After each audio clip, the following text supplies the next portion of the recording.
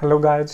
तो जैसा कि हमने प्रीवियस वीडियो में हमने क्या डीसी मशीन के कंस्ट्रक्शन के बारे में फ़ोटो के साथ हमने देखा था, तो उसका आज हम डिटेल एनालिसिस देखते हैं इस वीडियो में। तो इसमें हमने क्या बेसिक स्ट्रक्चर का जिक्र किया है। बेसिक स्ट्रक्चर में क्या होता है, rotating electrical machine has two part, stator और रोटर, तो separated by air gap. It means हमने देखा था कि जो इलेक्ट्रिकल मशीन था, डीसी मशीन, उसमें दो पार्ट थे, एक स्टेटर और दूसरा रोटर। दोनों के बीच में थोड़ा सा एयर गैप होता है ताकि फ्रीली घूम सके, जो रोटर वाला पोर्शन है फ्रीली घूम सके। ठीक है, एयर गैप ये इम्पॉर्टेंट है। The stator of the machine does not move. Stator move नहीं करता है normally. It is the outer part of outer frame of the machine. Stator का जो नॉर्मली जो आउटर फ्रेम होता है उसी को हम स्टेटर बोलते हैं। उसी तरह रोटर क्या होता है, रोटर जो फ्रीली मूव करता है और नॉर्मली ये क्या है, inner part of the machine, ये मशीन के अंदर होता है। अब एक चीज़ जो मोस्ट इम्पॉर्टेंट है, दोनों स्टेटर और रोटर कौन से मटेरियल का बना होता है, फेरोमैग्नेटिक मटेरियल का बना होता है। फेरोमैग्नेटिक मटेरियल का क्यों बना होता है, क्योंकि इसका परमेबिलिटी अच्छा होता है, ज़्यादा होता है, इसलिए इसमें कम से कम लीकेज फ्लक्स मिलते हैं, इसलिए ये फेरोमैग्नेटिक मटेरियल का बना होता है। Next, the winding through which a current is pass to produce the main flux is called field winding.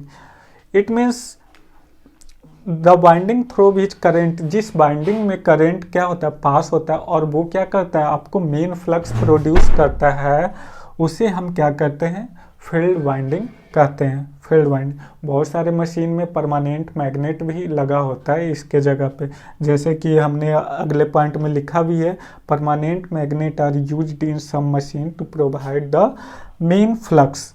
Main flux के लिए बहुत सारे मशीन में हम क्या करते हैं, परमानेंट मैग्नेट यूज करते हैं, जो कि फ्लक्स को क्या करता है, प्रोड्यूस करता है, और उसके बाद जो आर्मेचर का काम होता है उसको कट करता है, आर्मेचर कंडक्टर उसको कट करता है। ठीक है, तो इसके बाद हम देखेंगे कितने तरह के मशीन होते हैं, डीसी मशीन कितने तरह के होते हैं। तो बेसिकली हमने जिक्र किया था दो तरह के मशीन होते हैं, कौन कौन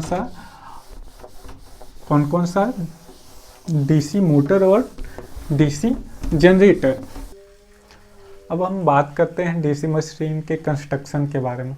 तो इसमें जो मेन पार्ट होता है, तो तीन सिस्टम इसमें होते हैं, तीन सिस्टम।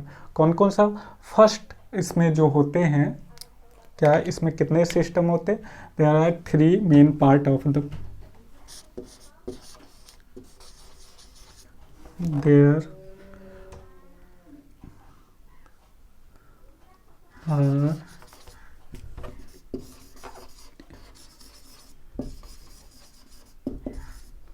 main parts।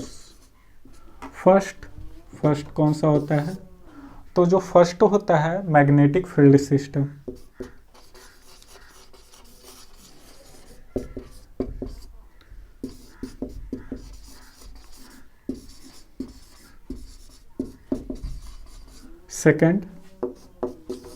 सेकंड होता है आपका आर्मेचर।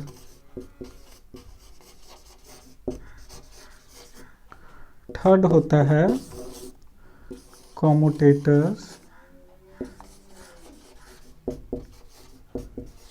और कम्यूटेटर और ब्रश गियर।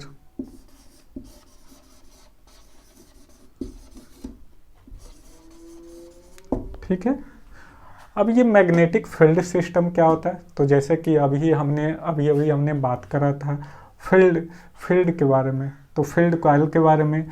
तो ये field system, magnetic field system एक होता है आर्मेचर। आर्मेचर कहाँ पे होता है, आपका रोटर वाला पोर्शन जो होता है उसी को हम आर्मेचर बोलते हैं।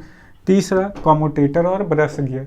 तो कॉम्यूटेटर आपका कहाँ होता है, तो ये आर्मेचर में होता है, जनरली रोटर पोर्शन में होता है, जो कि क्या करता है, एसी को डीसी में कन्वर्ट करता है। ठीक है, तो ये हमने देखा था, तीनों पोर्शन के बारे में चर्चा किया था। अब यहाँ पे हम देखेंगे मैग्नेटिक, अब एक एक करके हम सभी को डिस्कस करेंगे मैग्नेटिक फील्ड सिस्टम के बारे में। फर्स्ट ऑफ ऑल हम मैग्नेटिक फील्ड सिस्टम के बारे में डिस्कस करेंगे।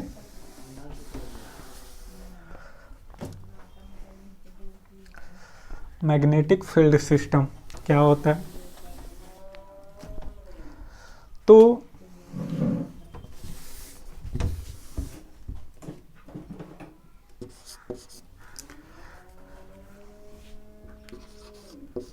it is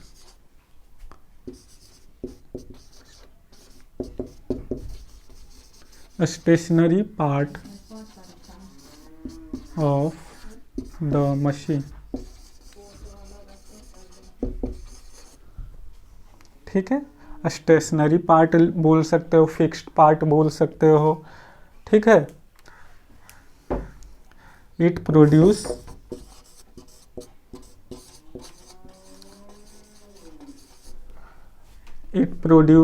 main magnetic flux. It produce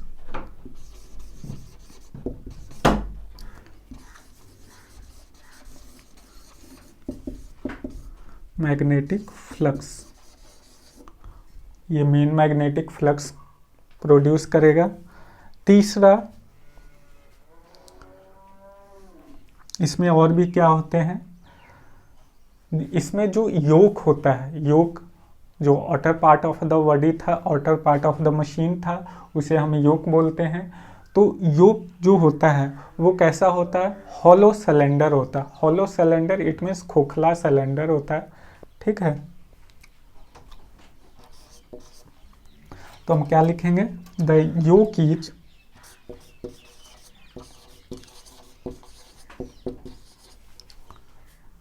hollow. तो देखिए क्या है, जो योक होता है वो कैसा होता है, हॉलो सिलेंडर होता है। वो किस चीज़ का बना होता है, वो कास्ट स्टील और रोल्ड स्टील का बना होता है। कास्ट स्टील और रोल्ड स्टील। अच्छा, ये कौन सा मटेरियल है, तो ये आपका फेरोमैग्नेटिक मटेरियल है।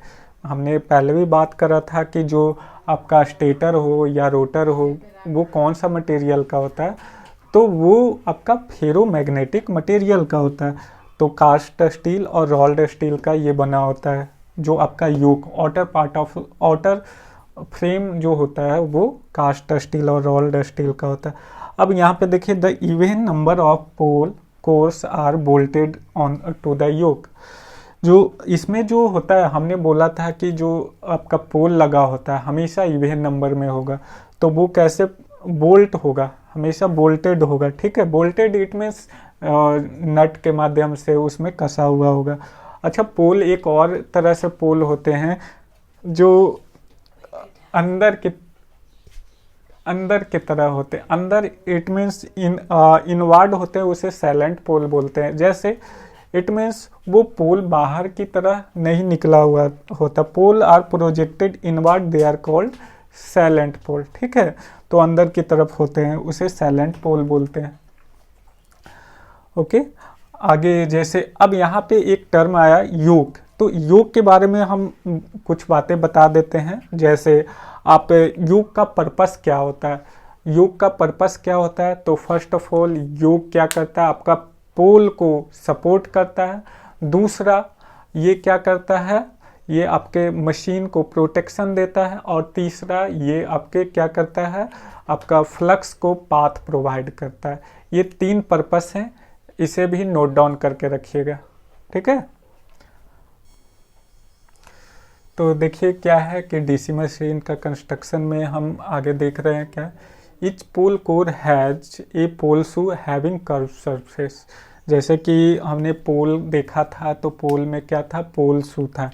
पोल शू कैसा था, तो इट मीन्स यहाँ पे कुछ ऐसा कंस्ट्रक्शन था। ये आपका पोल हो गया, तो पोल ये कुछ इस शेप का था। तो ये कर्व सरफेस था, वही कह रहा है कि ईच पोल कोर हैज पोल शू, हर एक पोल कोर, ये आपका पोल कोर है, ये आपका क्या है, पोल कोर है, और ये आपका पोल शू है, पोल शू।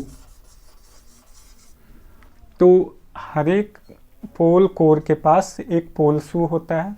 अब यहाँ पे नोट डाउन करने वाली बात ये है कि पोल कोर को, पोल शू को हम क्यों लगाते हैं, जबकि पोल कोर तो है, तो ये शू का क्या पर्पस है।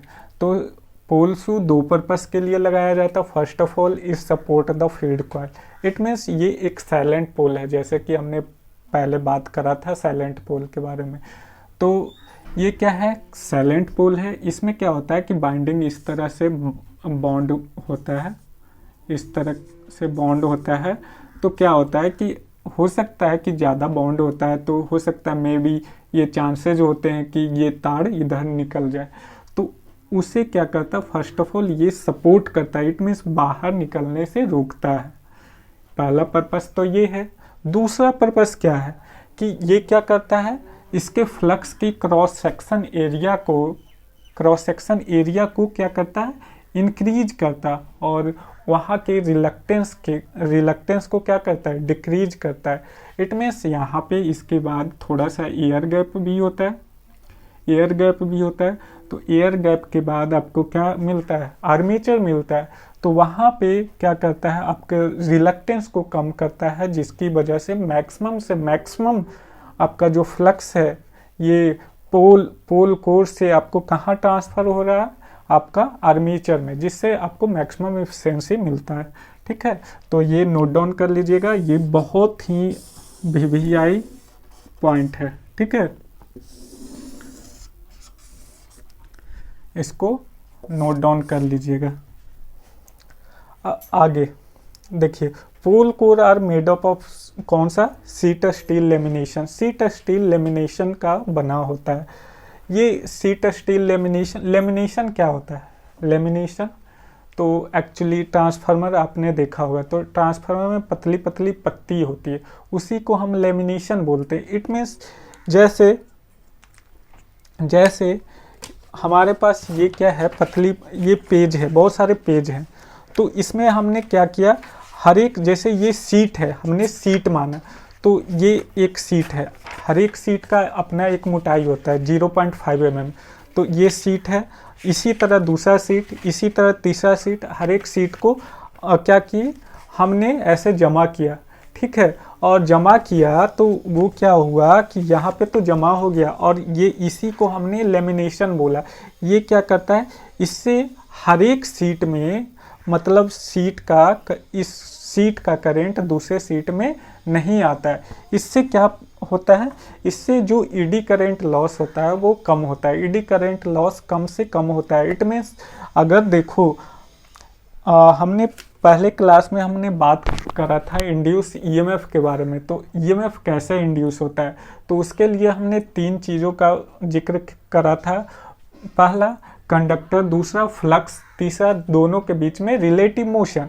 अगर यहाँ पे देखो, ये भी तो एक क्या है, ये भी तो एक कंडक्टिंग मटेरियल है ना। पोल में भी जो आपका कौन सा शीट स्टील है, शीट स्टील लगा हुआ है, तो ये भी तो एक कंडक्टिंग मटेरियल है।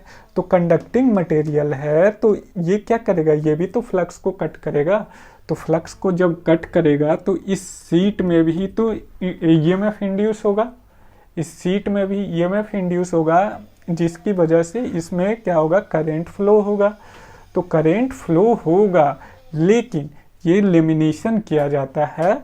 अब लेमिनेशन किया जाता है जिसकी वजह से यहाँ पे छोटे छोटे ये टुकड़े हैं, छोटे छोटे सीट लगे हुए हैं, जिसकी वजह से इसमें ईएमएफ का जो अमाउंट होता है वो बहुत कम होता है, जिसकी वजह से कम करंट फ्लो होता है। कम करंट फ्लो होगा तो ऑब्वियस सी बात है, कम लॉसेज होंगे। तो यहाँ पे ईडी करंट लॉस को कम करने के लिए हम लेमिनेशन करते हैं। ठीक है, हर एक दूसरे से इंसुलेट होता है। अगला है pole core are laminated to reduce eddy current loss. Next है ईच पोल कोर हैज 1 और मोर फील्ड कॉइल। तो अगर पोल कोर है तो पोल कोर के पास ऑब्वियस सी बात है एक या एक से ज़्यादा कॉइल होंगे, ठीक है। तो एक से ज़्यादा कॉइल भी हो सकते, एक कॉइल भी हो सकते, एक से ज़्यादा कॉइल भी हो सकते, ठीक है। अगला है the field coil are connected in series with one another. हर एक दूसरे से क्या रहता है, ये सीरीज में कनेक्ट होता है। कौन? Field coil. फील्ड कॉइल ये एक दूसरे से सीरीज में भी कनेक्ट होता है, हाँ, बट ये कंपाउंड मोटर या जनरेटर में पैरेलल में भी कनेक्ट होता है। वो मैं बताऊंगा कैसे कनेक्ट होता है, क्योंकि उसमें दोनों बाइंडिंग होते हैं, सीरीज और शंट दोनों बाइंडिंग मौजूद होते हैं। तो कंपाउंड में दोनों तरह से कनेक्ट होते हैं, ठीक है। तो ये आपका यहाँ पे आपका पहला पोर्शन आपका कंप्लीट होता है। ये आपका कौन सा था? मैग्नेटिक सिस्टम, ये कंप्लीट होता है। दूसरा जो सिस्टम है आर्मेचर, जो कि अगले वीडियो में हम डिस्कस करेंगे, ठीक है। उसमें हम बाइंडिंग के बारे में पढ़ेंगे, जैसे बाइंडिंग कौन सा, लैप बाइंडिंग, वेव बाइंडिंग, इन सारे बाइंडिंग के बारे में पढ़ेंगे। और तीसरा जो है कम्यूटेटर और ब्रश गियर, उसके बारे में पढ़ेंगे, ठीक है। तो इस वीडियो में इतना ही, और वीडियो अच्छा लगे तो लाइक और सब्सक्राइब करें।